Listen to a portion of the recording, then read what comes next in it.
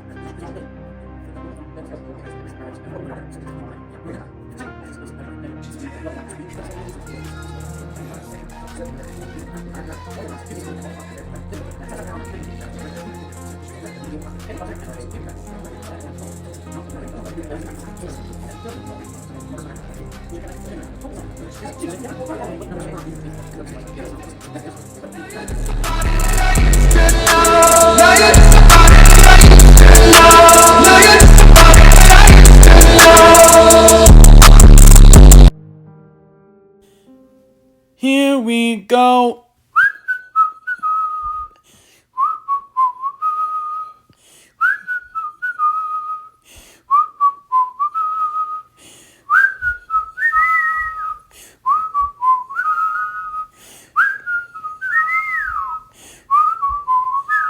Gonna make my whistle blow, blow, blow, blow. Gonna make my whistle blow, blow, blow. Whistle baby, whistle baby. Here we go. Oi, what's that? You actually wanted the TA lore? Well, okay, here you go. You waited this long. For those of you that are still here, there is a video, so. Hi. I don't know, I just kind of need to talk for a little bit. I've had too much and yet not enough stimulation, so kind of in a weird place right now. It's like, look at my other iPad so I can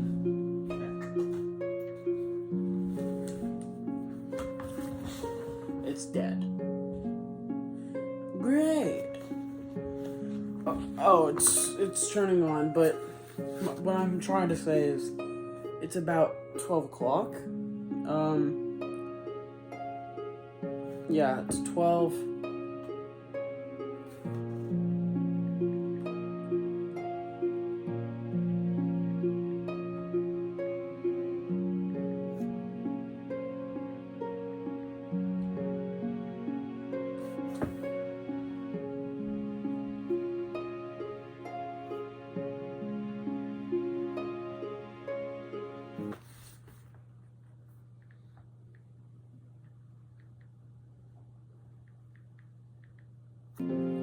It's 11:29.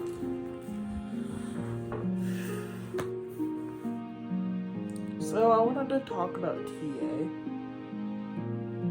I guess I had some interesting thoughts.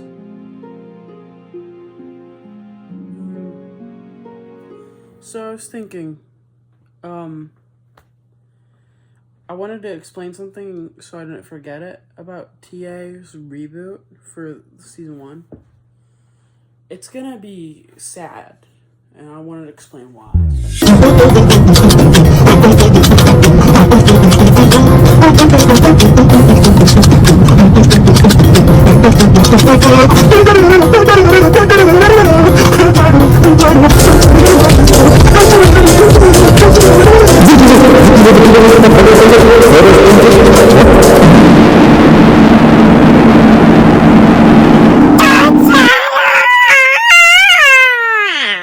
Tell you like a bit of the story.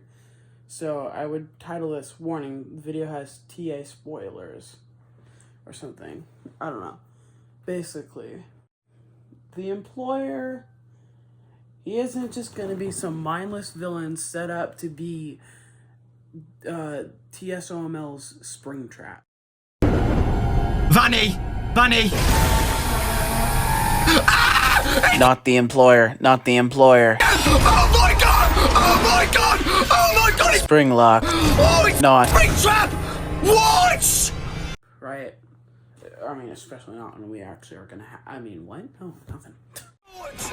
Yeah. Oh my god! Yeah. He's not just gonna be TSOML's Springtrap. He's gonna be more. Because, and I'm gonna say this, he's gonna be somewhat like, you're gonna be able to understand where he's coming from with a lot of what he's done or doing, but I'm not gonna make him like, oh, I'm a sympathetic villain, you should feel sympathy and you should love me. No.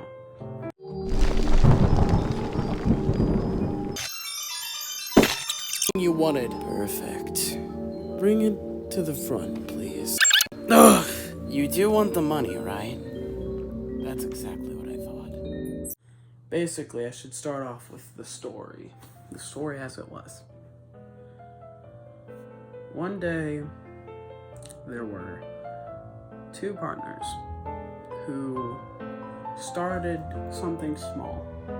Something small that grew and grew into a bigger phenomenon, until that phenomenon was seen by big people who wanted to make and fund a company for these two.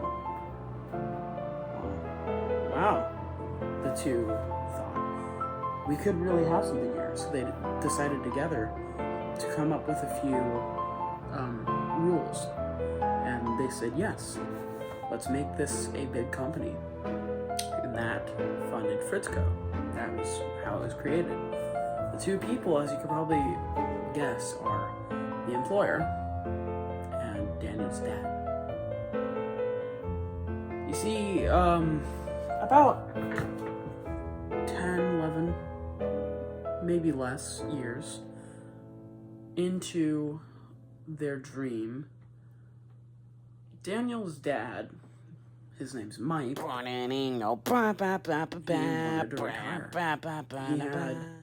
how many kids? I think it was 5 kids.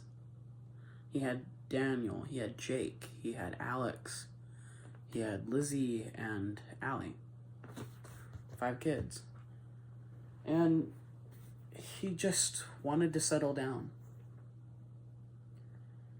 He wanted to settle down. He didn't want to make anything more. He was happy with what he had done, right? What they had done. Don't get me wrong, he was sad to go. He didn't want to leave, he just felt it was the right time. Someone else, on the other hand, didn't feel the same. He was upset. You could probably guess who it was. The employer. The employer, however, had not quite been so terrible, as he understood what it was like having little ones, especially little ones who required a lot of attention. He had a daughter. He understood my... Oh god, this is Daniel after the edit. I realized I accidentally put in a picture of Josh Hutcherson instead of the employer. He understood Mike's, issue.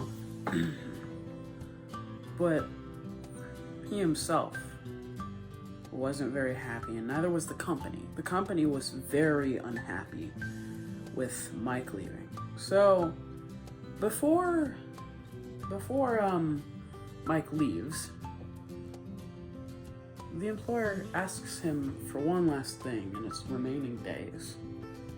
And Mike asks, yeah, sure, what is it, man? What is it, buddy? The employer asks if he can build something for his daughter. The employer had created something previously. A learning algorithm that was taught all the things a father would be taught. A father, a babysitter, caretaker, a friend, a buddy, if you would. You see, this buddy system he created for his daughter, he planned on just letting it be an algorithm she could talk to, because his daughter didn't really have many friends and found it hard to make friends. So he thought, oh, I might as well just make you one. Someone you could always talk to. Even if he realized it probably wasn't the best or healthiest decision.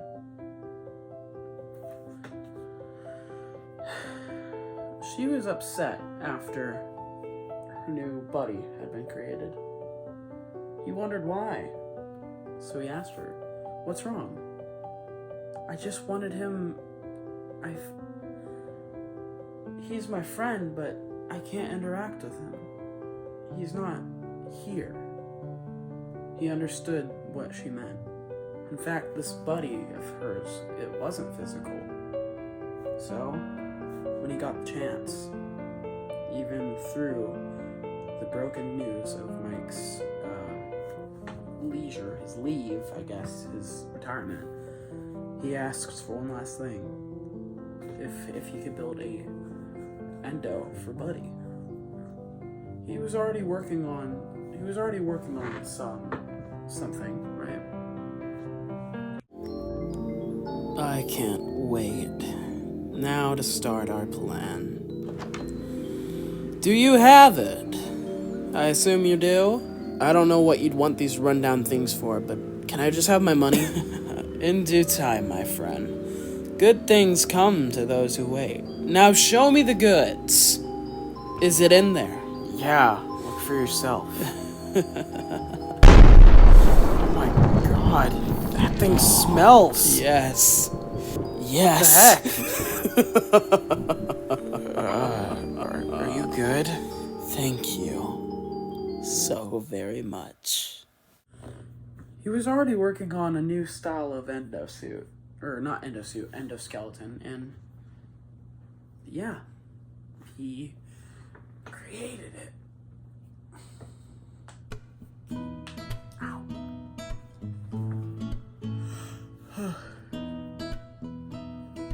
He started building Buddy a physical body.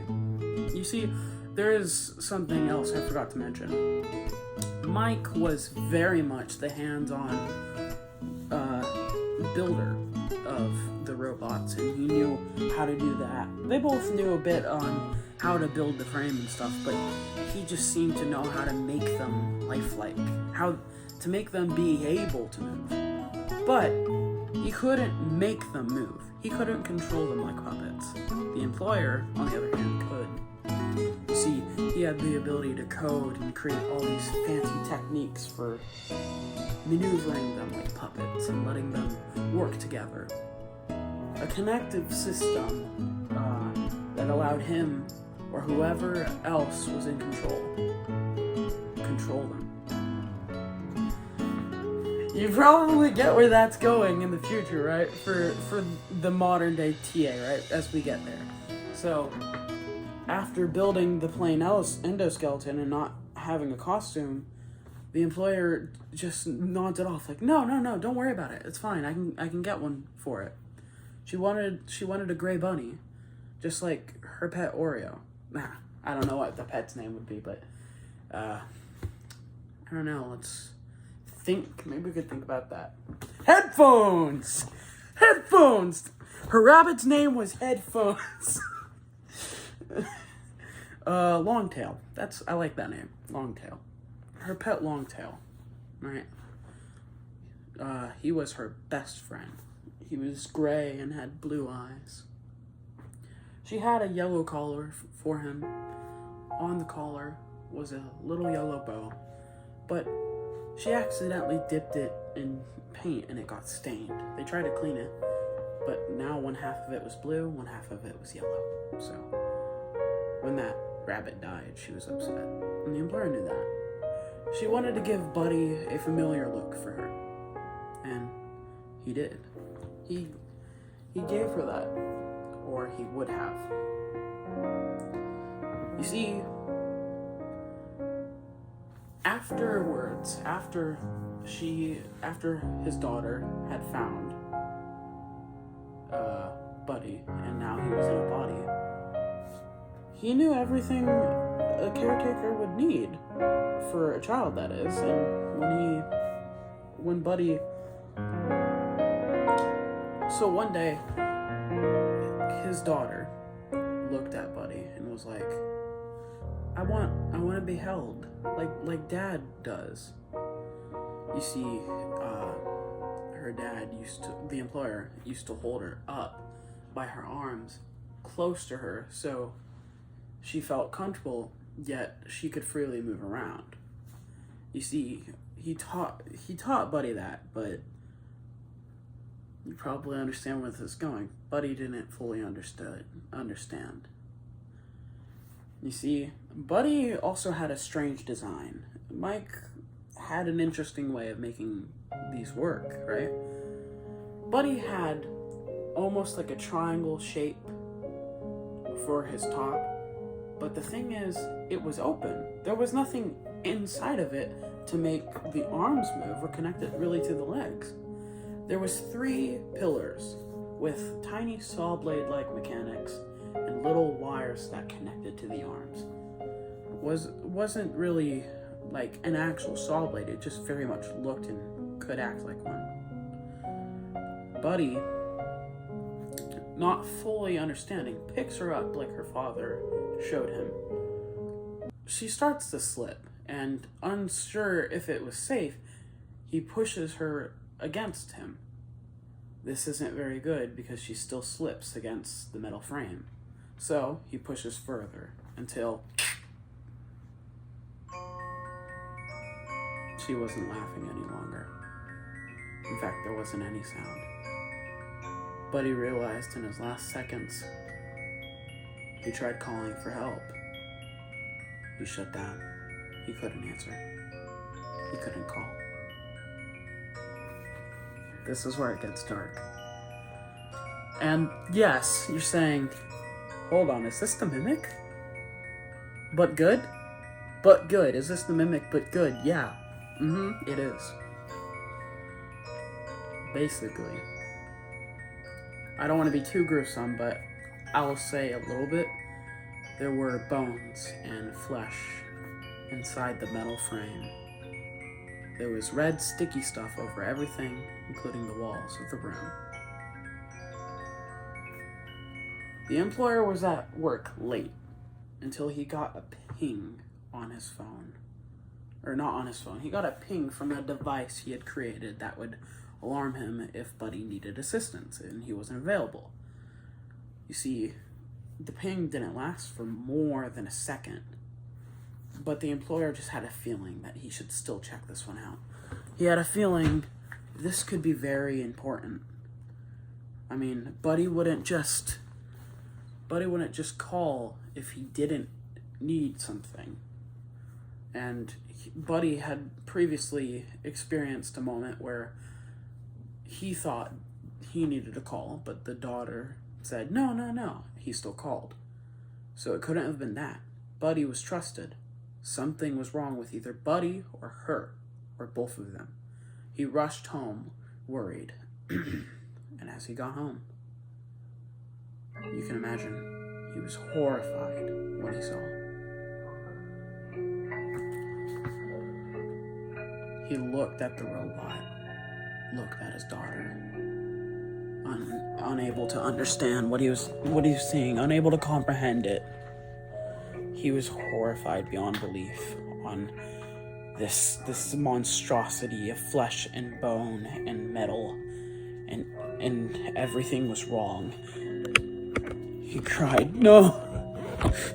Please, no! hoping this was some sort of joke or some sort of dream somehow. But he knew it wasn't. He started attacking Buddy. Horrendously attacking him. Almost dismembering him. Until he realized he put cameras in Buddy for almost this exact reason. If something were to go wrong and he needed answers and neither his daughter nor Buddy could supply them, he could look through Buddy's cameras. And so he looks. And he finds out the machine had only done what he told him to. He'd only tried to give the daughter attention and hold her. He was the reason that the machine had hurt her. He started thinking about that. No, he wasn't the reason. The AI wasn't the reason. The machine was the reason. Right? The employer himself knew neither him nor his AI were the reason. His AI had only tried to do what it was taught. It wasn't the bad guy. Neither was he. This was Mike's machine. This was Mike's monstrosity that killed his daughter.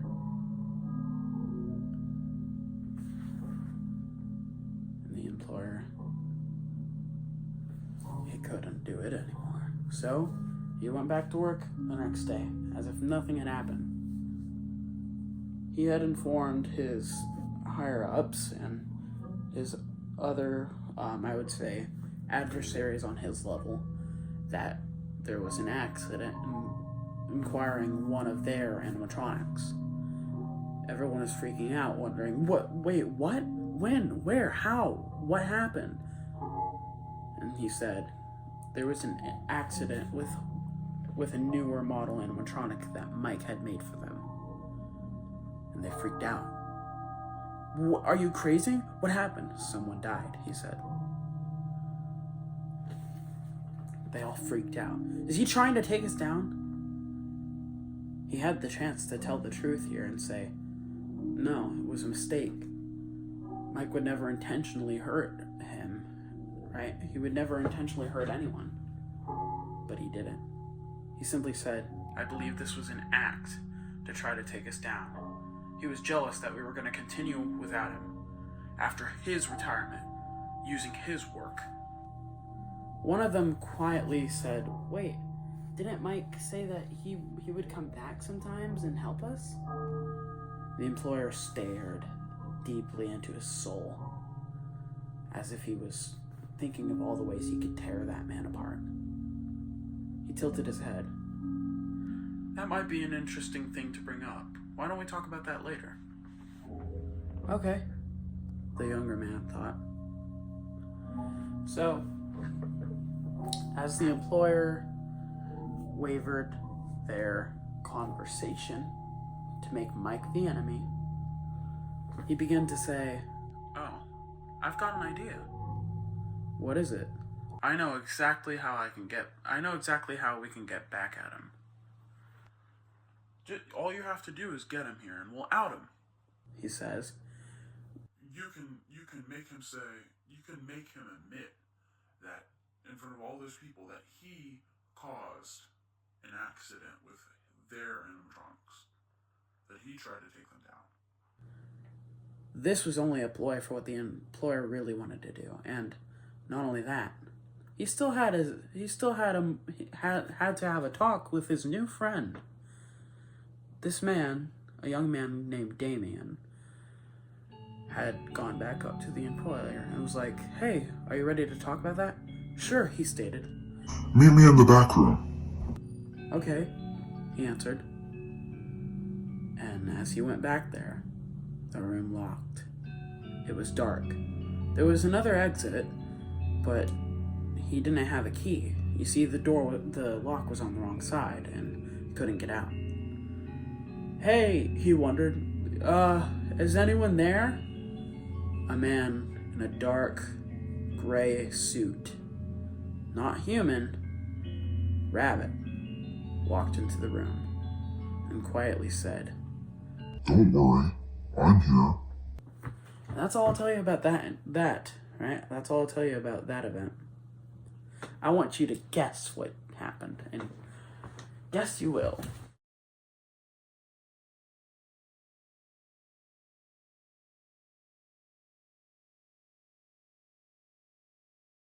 Later on, the employer called Mike and was like, "Hey, Mike, there's some problem with the robots. Do you think you come do a little checkup?"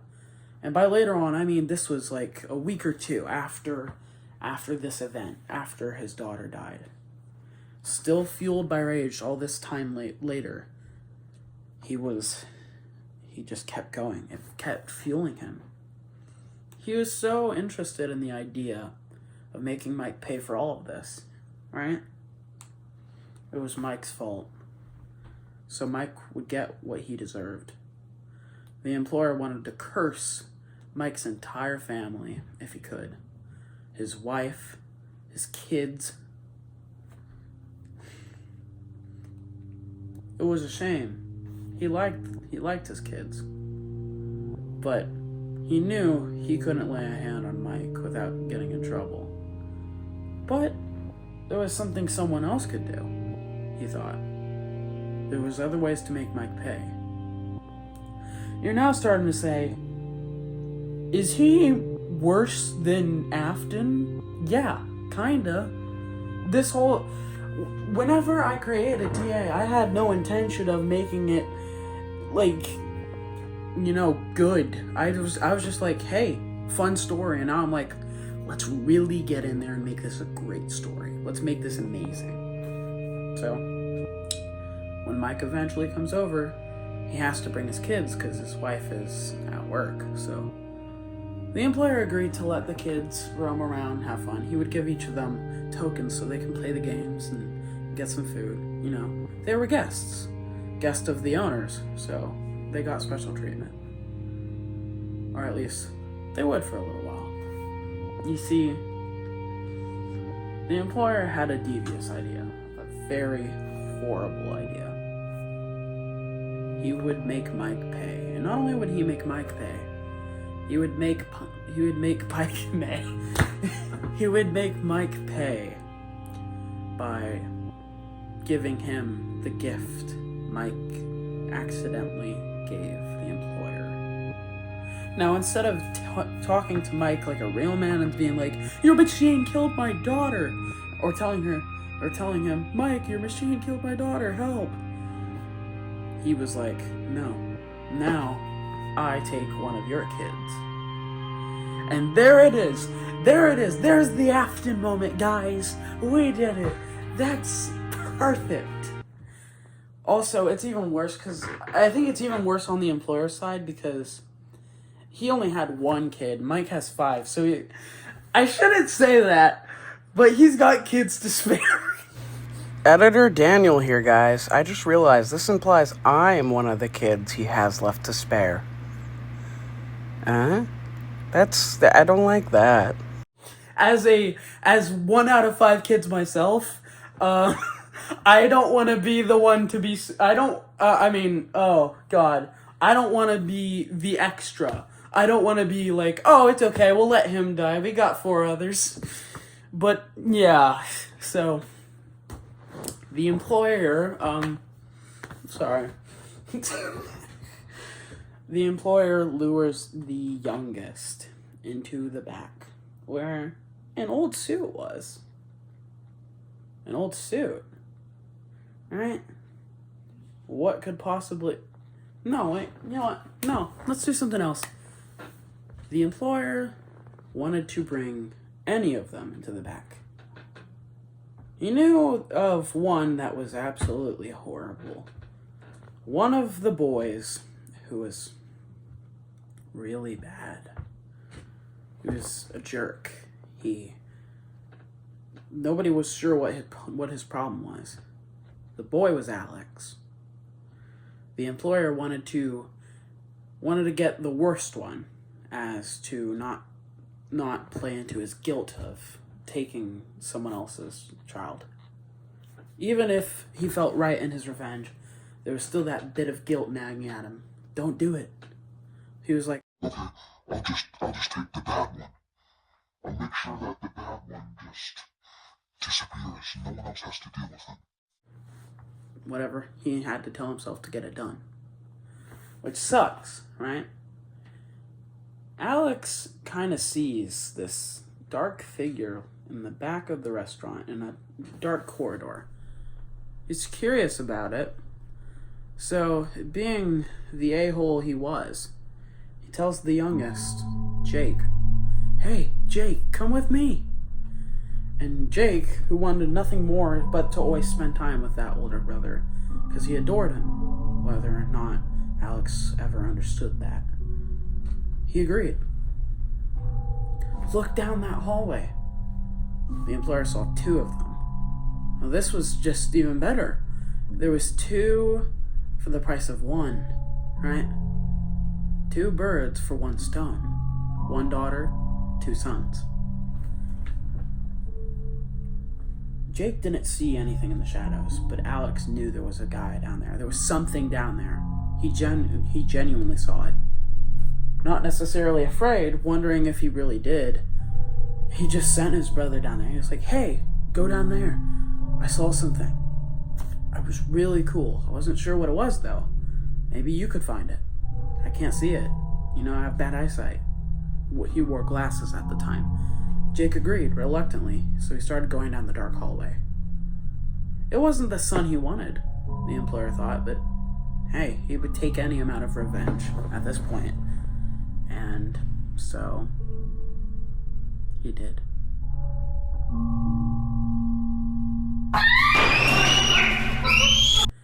Still within the shadows, once Jake got close enough, he opened a door. Alex saw it. "Jake," he said quietly. Jake looked at the door. It was dark. There was nothing he could see. A bit of a light flickered on. There was two eyes, 2 purple eyes. Jake was curious. "Hello?" he said, wondering if it was one of the animatronics that he adored. The animatronic, he could see it a little more. It was a bunny, and it waved, beckoning him to come in. "Jake," Alex said again, ready to go get him. He actually saw something. Jake wouldn't be the type to play around like this. Jake had genuinely seen something, and Alex was genuinely worried. When Jake shook his head and stepped back, the employer grabbed him and dragged him into the room. Jake screaming, the door slamming. Alex trying to get in the room. "Let him go! Let him go!" And I'm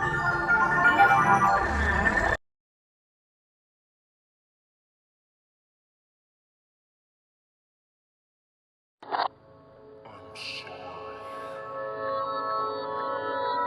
I'm so sorry.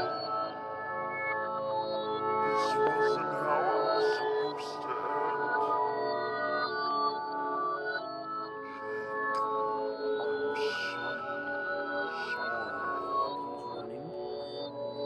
"He's in there! He's in there! He took Jake!" Everyone just thinking Alex did something, because people who knew Alex knew that he wasn't the best. "I'm not joking, I didn't do anything. Someone took Jake." So, if someone actually tries opening the door, it wouldn't budge. "What did you do?" "I didn't do anything." Mike comes in, knowing his son wouldn't take it this far. Comes in, bashes the door down, and in the room, in the corner of the room, was Jake. But no one saw him. No one saw him. Alex wondered where his brother went. Of course, he disappeared. The employer hid him in a place people wouldn't think to look. An old suit. An old style suit, which you may know as a springlock suit, that had no endo in it. Perfect hiding place. Though he also had to leave his rabbit suit behind, because It wouldn't fit out. It wouldn't fit out the secret door. Mike went in. Where is Jake? He went in there.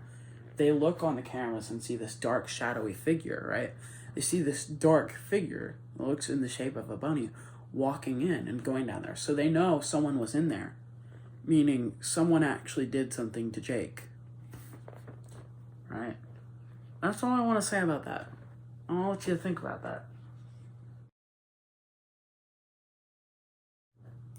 Because another thing you know is there was only one kid left alive. Only one of Mike's kids made it out of everything. Until TA Season 1. Which is kind of poetic. But, you may be saying, I thought all the robots were haunted in TA Season 1. Which they were, if you remember, they were all alive. They all had remnant in them. I never explained how or why, but this time, I'm going to explain. The employer wasn't done. You see, after Jake was taken, right? After he took Jake, it was a thrill. It was a thrill. Now, at first he was like, I just want to make Mike pay. I want to make Mike pay. But he also realized the company, right, should have told him and should have told Mike, no, you can't take our tech. We own the company and we don't want you making something personal with our tech. But they didn't stop him. Mainly because they didn't know, but they still didn't stop him. So he wanted to make the company pay as well. His company, he was going to make sure his company stayed safe, but he was going to make sure the higher-ups now were taken out. He had previously taken out one of his, not superiors, but one of his already, someone on the same level as him in the company. So he figured, why can't I take out more? He knew if he laid hands on any of the higher ups, he'd definitely get caught, and this would be over. His revenge would be over. So he thinks about it. Well, he got back at Mike for taking his kid, but he wasn't alone, right? Mike didn't work alone technically. It was also the company's fault. So he figured, Hey, I'll just take kids that come here. and basically he does that. He thinks, I might as well get one, but he's like, I hid Jake in an old suit. He looks at Fritz and friends and is like, well, why not just take one for every one of them? They won't be found. And just like FNAF, you know, they're not. That's it, right? That's it for Fritz's first location. That's it for the first location of Fritz's, right? The core gang, right? You have Lee, aka Jake, Fritz. You have, do I want to tell you? Who all's? Oh, I think actually. Hold on, give me a second.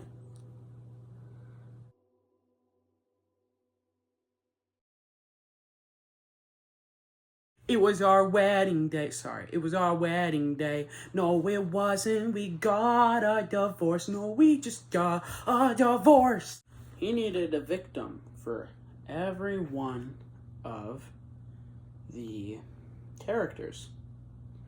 You had Fritz, Bailey, Carl.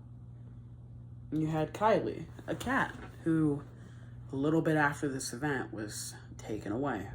After Kylie became haunted, they took her away, right? They didn't want to deal with this anymore. People were already skeptical of the cat. So, he managed to do it. 1, 2, 3, 4. 4 of them. Now the victim's stuck in animatronics, leveled up. There was Fritz, Bailey. There was Carl, Kylie, technically, and you had Buddy. 5. you had 5 of them. Though, take the cat away, you're left with 4. Which, coincidentally, happens to be the 4 that are on camera, at least in TA Reboot's trailer. And you may be saying, well, what exactly happened to the cat? The cat isn't going to be seen in season 1. We're not going to see what happened to that victim, but just trust me, they're going to be much more interesting.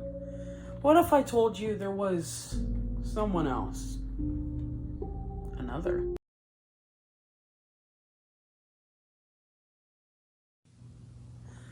Someone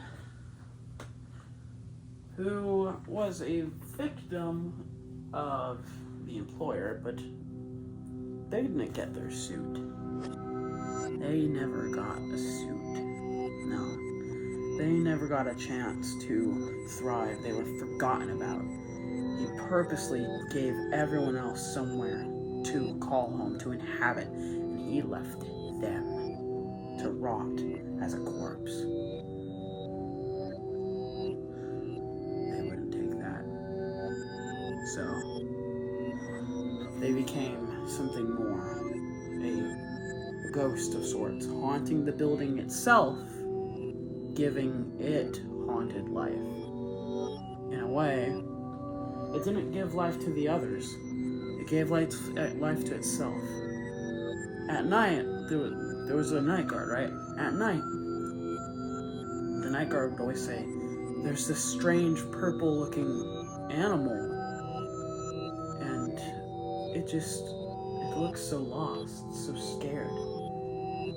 What was weird is every time they mentioned following it, there would be things that didn't seem right.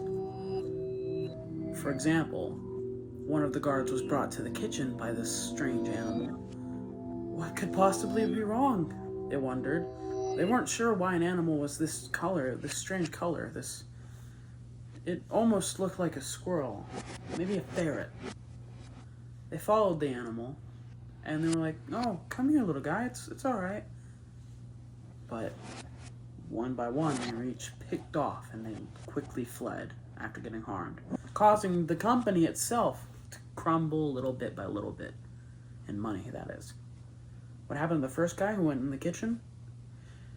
He was bending over trying to reach the animal when he lost an arm. That's not an arm, but a hand. He was in a kitchen.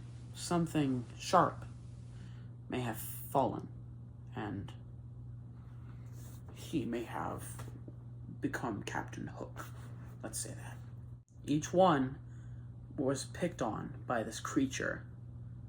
It was a small animal created from the soul of someone who was so filled with rage and I guess you could call agony that they came to life. And the more night guards they would harm, the more agony they collected and left in the building, slowly growing to the size of an animatronic that looks like one. This character haunted the building now. That's all I'll show. This character would haunt the building. And they would make sure the employer gets found once they got strong enough. They were so angry and so upset, right? That was it. Or you would think. But you may be saying, wait, if none of the others have life, right? And this purple animal didn't bring them life, right? Who's the puppet figure? After enough victims of the purple creature, the purple agony creature, let's say, were created, it had enough agony to physically exist in a way. It was so angry, and it knew that the employer was a danger. So it's still being a soul that could most likely inhabit something, right? It haunted something. Something people wouldn't expect. Not an animatronic. Well, not a normal one, at least. It haunted... I don't know if I want to say. It haunted something that probably should not have been haunted.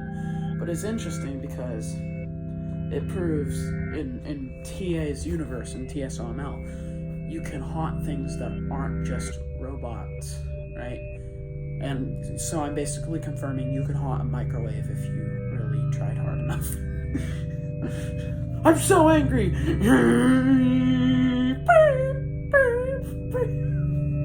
I'm so angry. I'm going to... I'm the microwave, guys. I'm the microwave. Look at me. Beep, beep, beep. Out of context, that's going to be amazing. So, yeah. And no, they did not haunt a microwave. I'll have to figure out what they did later, but I haven't figured it out. They haunted something, and that something killed a guest in front of everybody. This Fritz's location, and maybe Fritz's in general, was now tarnished. After something so horrific happened, and nobody can explain it, and people just stopped coming until eventually they had to close this one, and it became abandoned. This Fritz's location became abandoned. Leaving all of the guests inside the location abandoned. Fritz and friends, Fritz, Carl,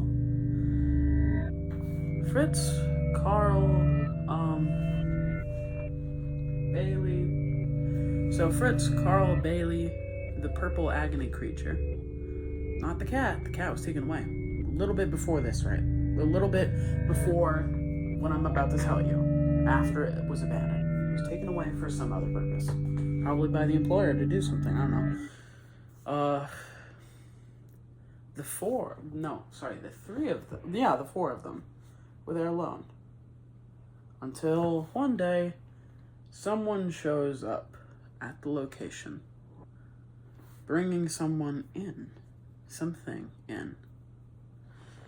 This location, right, now had Buddy.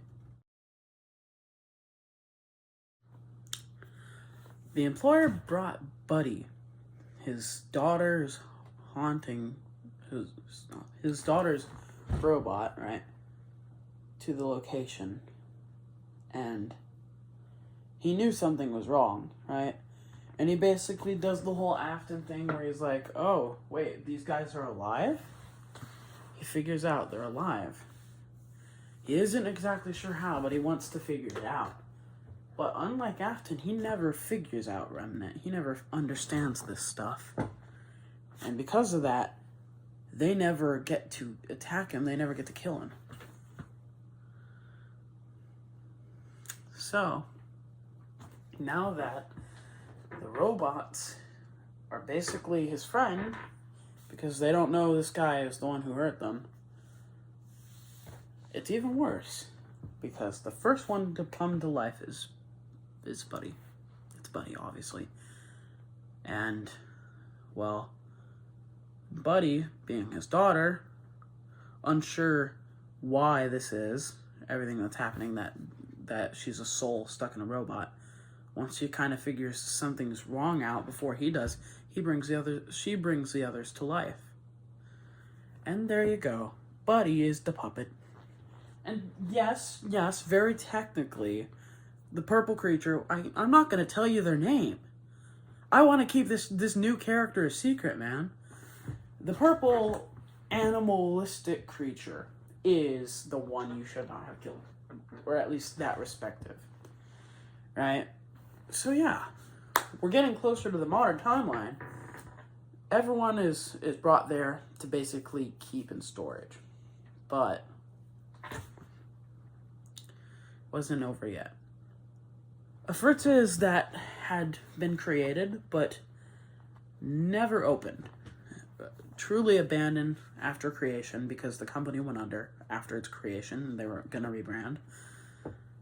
They were going to rebrand, right?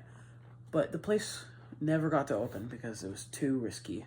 If they had one more loss at this location, everything would have been under and they would be in a lot of debt to a lot of people.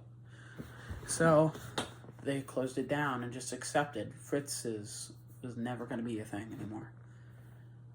The employer in modern age was like, well, I think I should get them all back together. I have got some plans. But another thing you know about TA is that some familiar faces are there. You have Golden Freddy and the Puppet, and that's all I will say that confirmed to be in this season. Maybe or maybe not confirming that there will be some guest appearances from other animatronics, but I don't know. I won't say. I never just said animatronics, right? I did say just now animatronics, but I meant there could be people. There could be people who are not from a certain Five Nights games. I just mean we might have some help this time.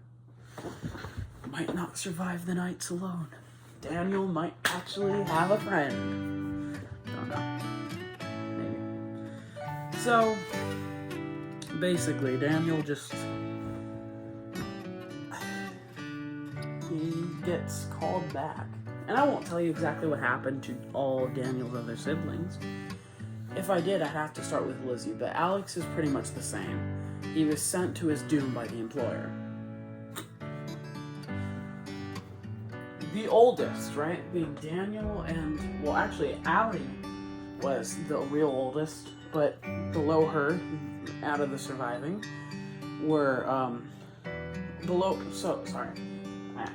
rephrase that. Below her were the, out of the surviving kids below her were, the kids, okay, so Daniel and Alex, right? Allie doesn't matter. We're not going to talk about her. I did not confirm she was alive. No. I didn't leak nothing. You shut up. I know what you're thinking. You thinking I don't know what I'm doing. You thinking I'm going to leak that she's still alive. Why would I do that? Why would I? No, I'm not defensive. I'm just letting you know you're stupid.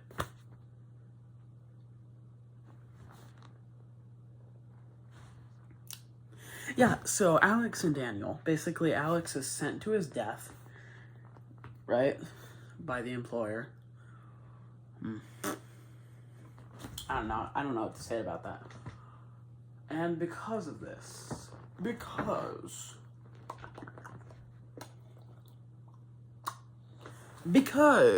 the employer sent him to his death, Daniel is the only one of the kids remaining alive.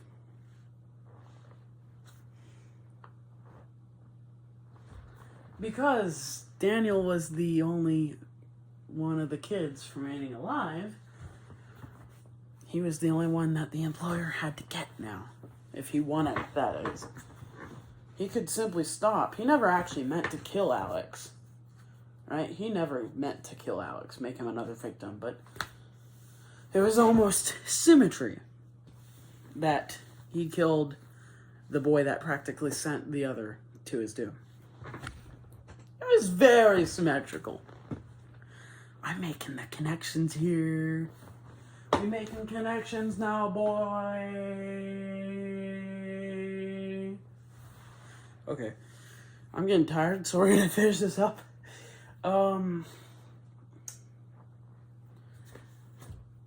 So, flash forward, Daniel, who inherited Mike's wealth from working and creating Fritz's, which is a lot of money, especially after Mike and both Mike and Daniel invested it, became quite somewhat of a Richie Rich and bought a nice house, but he wasn't content with just not doing anything, right? He never had to work for a single thing in his life after this. He could do whatever he wanted. This almost made him sad, right? Because there were so many people who were less fortunate, and he was not the kind of person to, like, take advantage of this, right? Even, of course, he used his money, but he was never the kind of person to be like, oh, I'm rich and you're not. No, he was very much like me. Like, I don't care how much money I have. I want to live. I want to do things that make people happy and make me happy. So he wanted a job. Like I would. If I got that much money, I'd still get a job. Not even for the money at that point, just because I want a job. So he gets a job. And, well, it doesn't go so well. Got a job at a diner.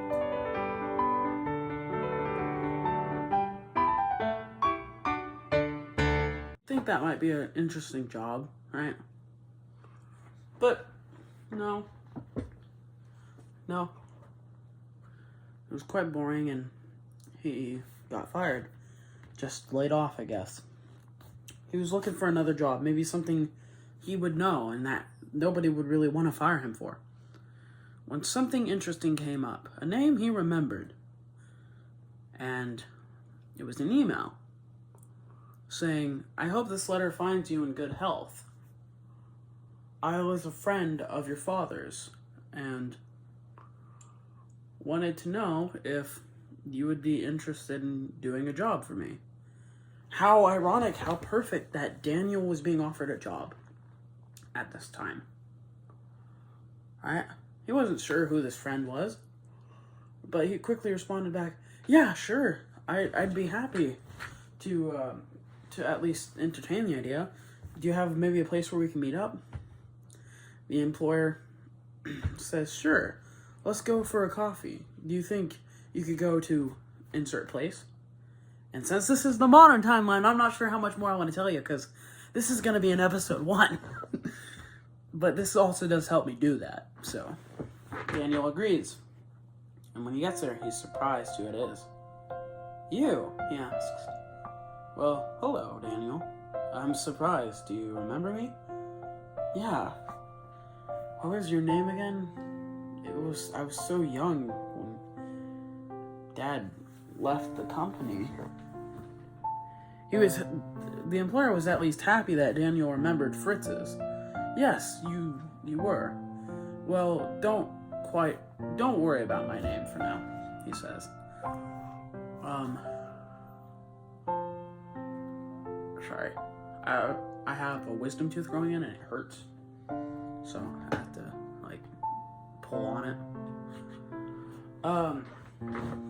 He says, don't worry about my name for now. Now, I have a feeling you'd be interested in my offer. Seeing as who was talking to him, Daniel was already interested, but he said, yeah, sure. What is your offer? I want to reopen Fritz's under a smaller name.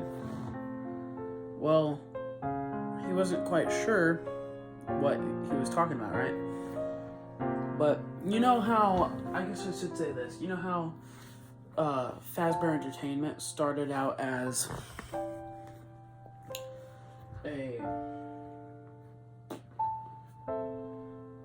you know how it started out as a smaller company and then became an LLC, right? Limited liability company.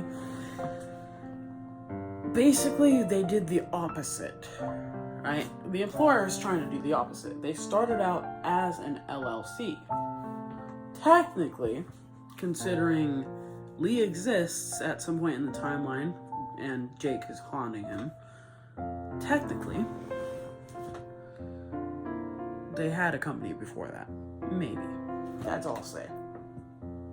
So Jake,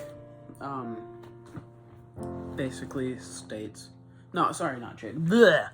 The employer's like, hey, I'm trying to revitalize Fritz's and make it a small company rather than a giant LLC, right? Not one with investors, just a few people, and, I figured since I heard Mike isn't really around anymore, I wondered if you'd be interested in that. And Daniel looks at him like, me? And he says, yeah. I mean, Mike must have at least taught you something. And Daniel responds with, he actually did. He sent me to a robotics school, and I thank him for it. I can do so much.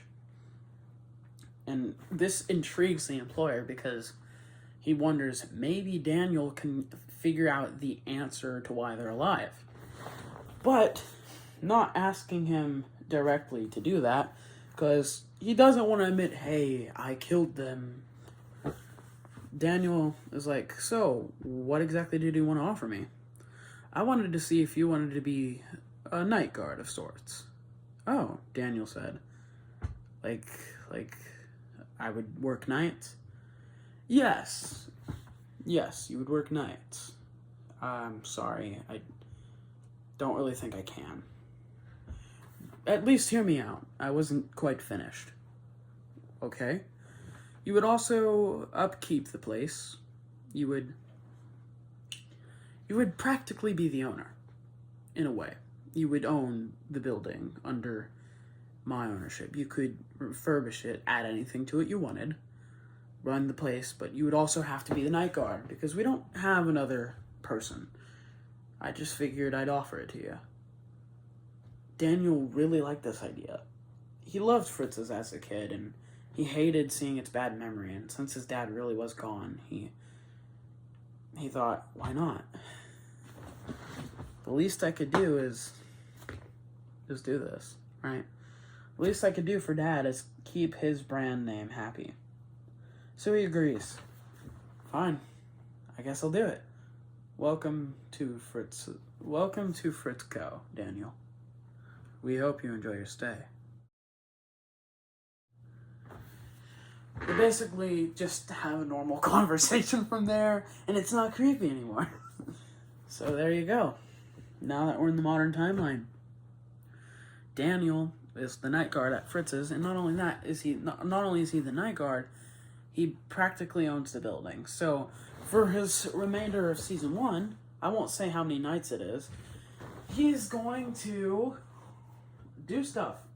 It's gonna play out kind of like Pizza Sim would if it was like a movie, where you just have a character upkeeping the place and maybe buying a few things. But at the same time, actually, yeah, like Pizza Sim, where you take in animatronics and things.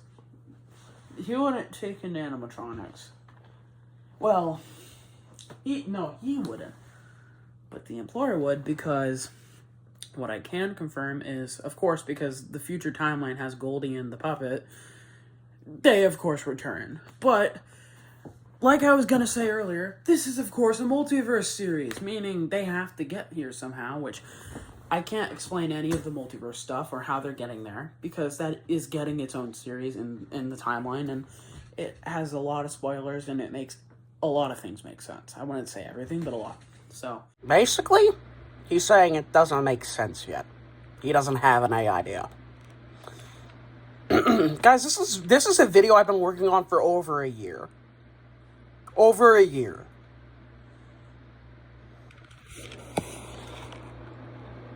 Look good! basically, he finds his animatronics, takes them in, gets money from the employer from that, because, hey, he's doing both of them a service for when they open up the place. And you may be saying, why does the employer want that? Does he want to hurt more people? Does he want to, I don't know. Does he want to genuinely open the place? Or does he want to hurt people? What if I told you he wasn't working alone this time? Even though he had not an LLC, right? There was no shareholders. There was no higher-ups. It was just him and, well, I guess at this point, Daniel. But there was someone else. Someone who very much intrigued the employer, right? With his new motive. I wonder who that could be. You may have teased it earlier, but I won't say. Yes, someone who may be, I don't know, perhaps manipulating the employer. I'm just saying, the employer's gonna die in a very interesting way. I will talk about that right here so I can remember, but Daniel, please cut this out. You see, the employer, he's still gonna get spring-locked with a buddy suit, but it's gonna be so much more poetic Because once Daniel finds out that he is the reason Jake died, also Daniel, since you're cutting this out, he's technically the reason Lizzie died, but not. He didn't do it. He didn't create a robot that did it. But he led the path for that death. He did also send Alex to his death because Alex was like mauled by animatronics. They were experimenting. So yeah, basically, what was I saying? I need to check. Once he finds out he's the reason that Jake died, the employer is like, oh, so what? I killed him. I also sent Alex to his death. He didn't kill Lizzie, and he had no direct hand in her death. But he says, but Daniel says, so you killed all three of them. He looks at Daniel. In a way, they were all just stupid enough to listen and die. You killed them. You killed them. He had become at least, I wouldn't say friends with the animatronics, but friendly with them. They trusted him, as Daniel and the animatronics now had a plan. They were going to find out who did this, and now that he did, the employer started. You can work with me still. I've told you a secret. I told you a secret because I know you will keep it. Are you crazy? I'll leave right now. I'll tell the world. He laughed. Oh, what makes you think I'll let you do that? Footsteps are heard coming down the hallway. Slow footsteps. Just like the original. Who do we see there to kill Daniel? But the loyal follower, the friend, the buddy system. Buddy standing there. Well, Daniel, meet Buddy. He wondered. So, how are you doing this? I control them. They listen to everything I say. They listen to me now. You're just manipulating them. Somehow, I don't know how you're doing it. Well, actually, I guess Daniel doesn't know yet that the employer killed the kids that were stuffed into these animatronics either. But he's gonna learn that in like a second. So the employer's like, well, I did create them. I did kill them. You killed them. Buddy's now looking at Daniel deeply with red eyes. So you killed them all, including that one. It wouldn't talk to me. I don't know why, but it wouldn't. That one? No. I didn't kill her. Her? You know who did kill her? He gets closer, standing directly in front of him, looking him in the eyes. Your father. Daniel's eyes widen. Hi, it's your friendly neighborhood waffle maker. Yeah, this was written before the FNAF movie had released in theaters, so we knew nothing about the FNAF movie. It's very similar.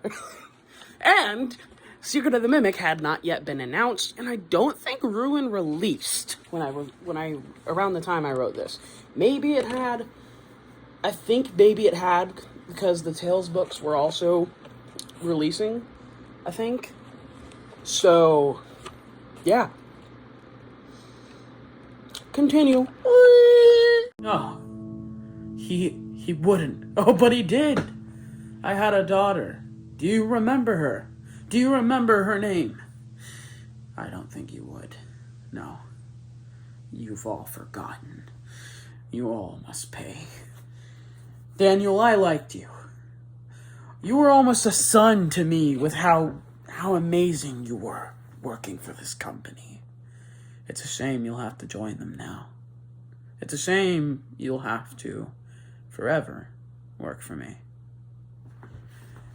Daniel was done. he was ready to leave, but Daniel wasn't aware of what was about to happen. The others, Fritz, Bailey, Carl, they started to come from the door. Guys, he did it. He's the one that... Shh. It's their time now. What? He puts a hand... He would, like, if this was a movie, he would put his hand over Daniel's mouth. Just watch. They walk up to Buddy. And Buddy basically somehow... It's unknown how, but they all just kind of get mind controlled. The same red eyes looking at Daniel. The Employer pushes him towards them. Well, go on. Take him to his newest place. Take him to his final place, he would say, something like that. And as they're trying to pull him back, guys, it's me. It's Daniel. I promised I would help you. I promised I would help you. Now upset, realizing this was it. This is where he was going to die. There was something that finally happened, right? That is, if I don't end it like the original, right? You know how originally Daniel got jump scared by Golden Freddy and was like, "Puh, I'm dead," outside in like an alley. So, we'll do that. At the very end of the series, there's just this spare-looking Fritz suit. But everyone else is, like, right there. Right there. They're all right there, and they're looking at Daniel. They're ready to push him in the suit. But, including the Employer, as everyone is right there, the lights all just shatter. Glasses splattering to the ground, and there's no more light. There's just this sound. I'll come back with the sound. Almost as if this sound is poetic.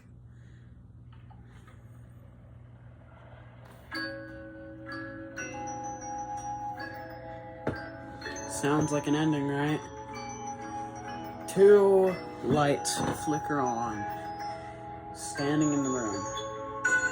The other, 4 eyes no longer red.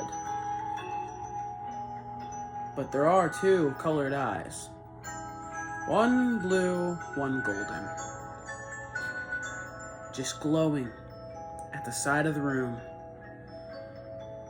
Daniel looks and sees that the other's eyes are no longer red. What happened? They're not even glowing.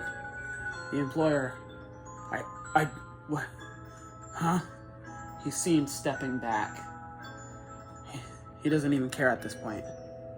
All he has to do is shut the door and Daniel can't get out. Whatever this thing is. No matter what. If he wanted out, death was the only way. The Employer ran. No! Daniel said, trying to push him out of the way so he can escape. The Employer runs and shuts the door, locking Daniel in the back room. The thing was sitting there. A face Daniel had seen a couple times on his journey through the series. Who are you? The song starts to finish up, speeding back again. Who are you? Daniel asks. Almost in a broken voice. I am death. Was the last thing he hears. And I may or may not end the season there, just to fool you all. Probably. I will probably end it there, with Daniel dying, just because you already know that he's gonna just survive. Basically, after that point, it's basically TA, right? You have all the animatronics who are like, oh, wait, no, we heard him. And now that Daniel's stuck in one, he's one of them. So maybe for a little bit he has to He has to help them make a plan, because now he's coordinating with them. For some reason, he can't be controlled like the others. Perhaps it's because they were so young when they died, but he died when he was older, right? So maybe he has more control over him and his mind and his soul. So he basically helps them. He can connect to them and not let them get controlled, but he still plays along for the employer. Daniel's still doing his tasks and stuff. Because of that, Daniel is now supposed to, I don't know, just play along. Until a familiar face starts talking to him saying, hey, we can help you. We can get you all out of here. I don't know. Something like that. Either that, or we would do the employer dies after Daniel's already had his, I don't know, death. But I'm just saying, at some point, he will get jump scared. There will be a creepy scene with Golden Freddy. And, yeah. I'm going to go to bed after I take a shower, because I've been rambling about TA for like 2 hours. So, yeah. Bye-bye. After all this time, I can finally start putting everything back together the way it should.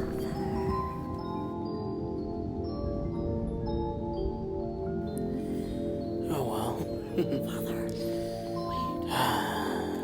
Hi, you. Yes, you. Did you enjoy the video? If so, like and subscribe to all my channels right now and to my friends so we can get this up and running, because honestly, I've got a lot of work cut out and I'm working on a Discord server currently and a team, so yeah. You know what? I don't think I should rely on just me to get all this up. I think some help could be pretty useful. So, we're gonna leave that there. If you enjoyed today's video, make sure... Wait, did I just say that? Okay, whatever. Point is, I love y'all. Thank you so much. This video has been about a year or two, I don't know, year and a half in the making. So much has happened since then. Of course, I will see you all later, and stay tuned for more information on TA. Bye-bye!